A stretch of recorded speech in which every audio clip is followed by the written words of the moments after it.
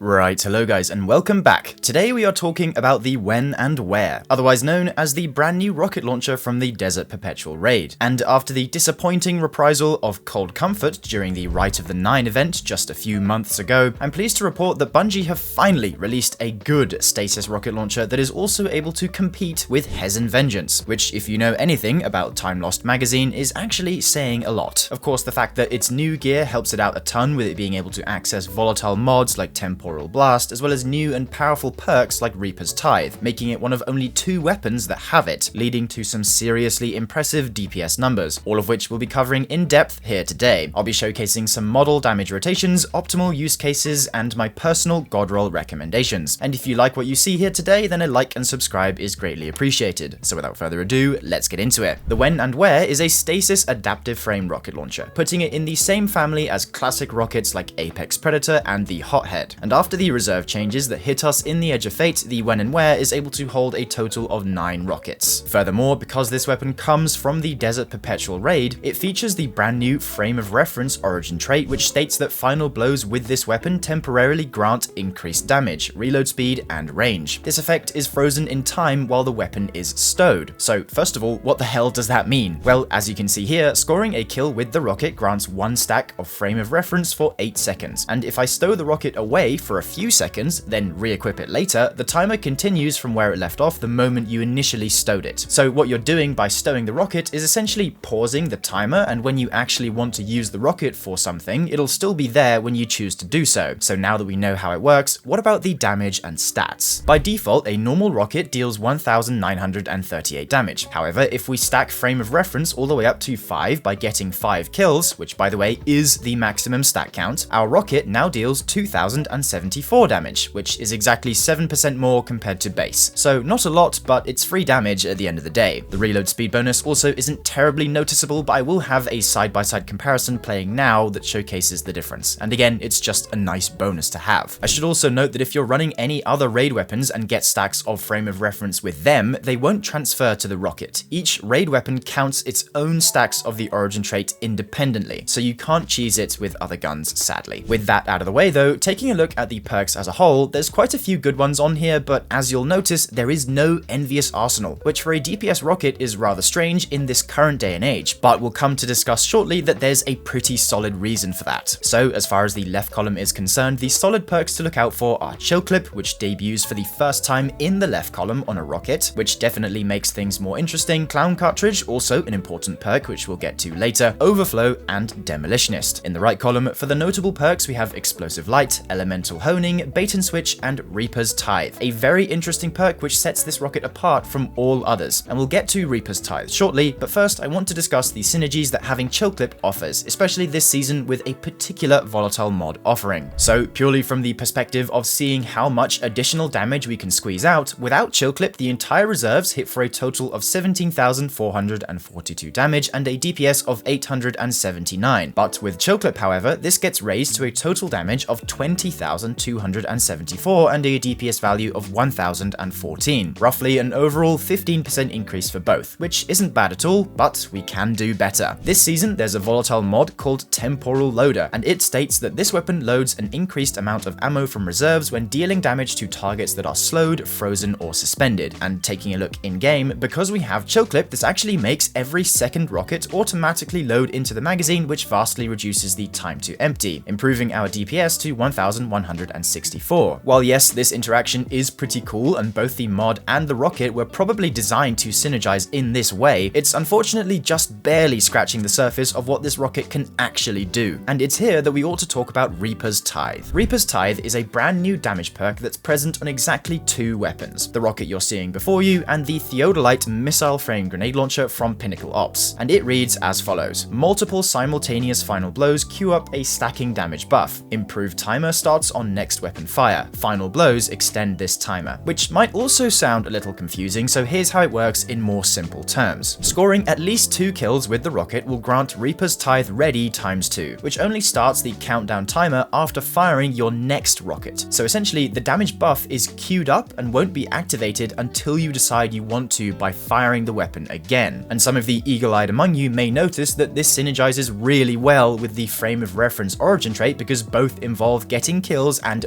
waiting for the right opportunity to strike. And yes, stowing the rocket maintains your previously acquired stacks of Reaper's Tithe. The maximum stack count of Reaper's Tithe is 4, unsurprisingly earned by scoring 4 rapid kills with a single rocket blast. And at 4 stacks of the buff, Reaper's Tithe improves our rocket damage to 2,713, which is a whopping 40% increase. And if you have the perk enhanced, this also lasts for 17 seconds, which is an incredibly long amount of time for such a potent damage buff. Even Elemental Honing, also a relatively new damage perk, only goes up to 35% at maximum stacks, done by dealing damage from all 5 elements, which in some cases, especially on non-prismatic subclasses, is not always possible to obtain. This is where we can really bring it all together and introduce Clown Cartridge as our left column perk, because all it's going to do is make it so every time we reload the rocket, we instead get 2 in the magazine rather than the standard 1. So doing a quick test, if we stack Reaper's Tithe to 4 and Frame of Reference to 5, dumping our entire reserves produces a DPS of 1,812 and a total damage of 25,367. Very nice indeed. And as you can see, even without any reload assistance from Lunafaction boots, speed loader slacks, and so on, we're still very easily able to empty our entire reserves within the Reaper's Tithe time limit. And while yes, the Frame of Reference timer does fall off sooner, it still helps to front load the damage. But wait, there's more. There is another volatile mod known as Temporal Blast, which is able to skyrocket the damage even further than before. This mod states that this weapon stores an improved portion of its damage dealt into charges. At 5 charges, the weapon's next shot creates an explosive blast on impact that damages nearby combatants. And I'm sure that most of you have become acquainted with how busted Temporal Blast is by now, and on the rocket, it's definitely as insane as it is elsewhere. Remember how a base rocket dealt 1,938 damage? Well, with Temporal Blast, when the mod triggers, a bonus instance of 1,781 damage occurs. So literally almost an entire second rocket just for using the rocket like you normally would, which is bonkers to say the least. Not to mention, Temporal Blast is immediately readied on the next shot from a single rocket impact. So basically every other rocket you fire will always have Temporal Blast applied to it. Now the question on everyone's minds is, how does it compare to Hezen Vengeance? A very valid question, especially since Hezen is also a phenomenal DPS rocket. So taking a look at a test where I had Envious Arsenal, Bait and Switch, and Timelost Magazine, the DPS comes nowhere close to that of the when and where. It's truly just a massive Temporal Blast diff. Speaking of numbers, let's see what the rocket can do versus an actual health bar, and I'll let the clip speak for itself here.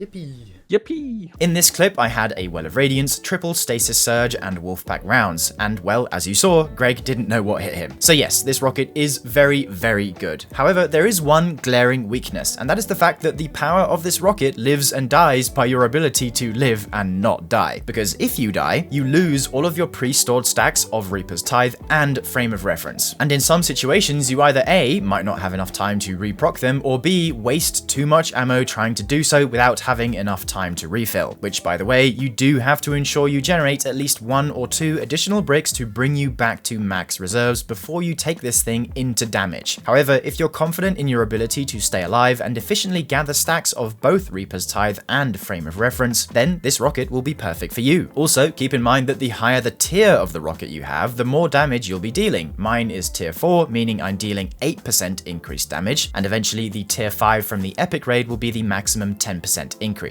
So all in all, my personal god roll recommendation would be to get Clown Cartridge and Reaper's Tithe. Bungie have definitely tried something different with this rocket, as they have very clearly designed it to be an ammo dump monster, not a weapon that fits into any kind of rotation. Hence why the lack of Envious Arsenal or autoloading holster in the left column. They want you to dump your rockets as quickly as you can, while also having the highest damage buff available, and Clown Cartridge plus Reaper's Tithe is your one-way ticket to achieving exactly that. In terms of how to farm this weapon most efficiently, I would recommend farming the Wyvern encounter on either 3 or 5 feet depending on what your team can manage, because at both of those difficulties you gain a low and medium chance respectively for your raid loot to drop at tier 4, but the tier 4 isn't strictly needed, tier 3 is also totally fine. That being said though, I hope you enjoyed today's review on the When and Where rocket launcher, and if you did, then a like and subscribe is greatly appreciated. Do let me know down in the comments below if you're searching for any other roles or are excited to try the weapon yourself. Anyway, that's all for today, I'll see you in the next one. Bye for now, dear viewer.